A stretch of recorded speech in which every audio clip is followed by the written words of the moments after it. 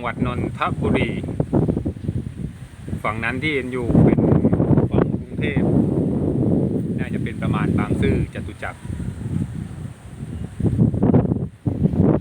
ตอนนี้ก็ใกล้กี่โมงได้แล้วพี่หนู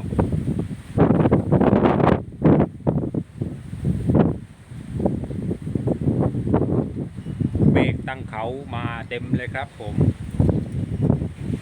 ลมก็แรงมากไปแล้ว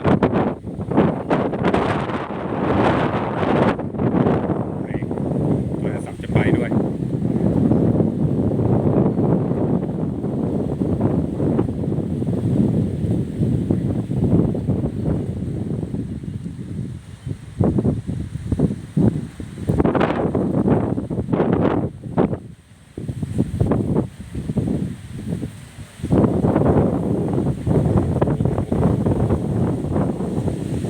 แรงมาก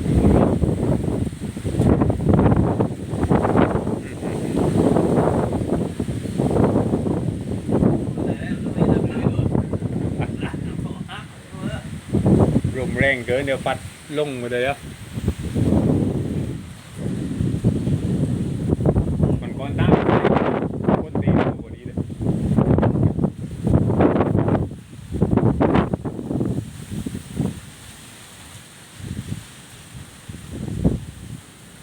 ได้เอาลงมุกมาจัง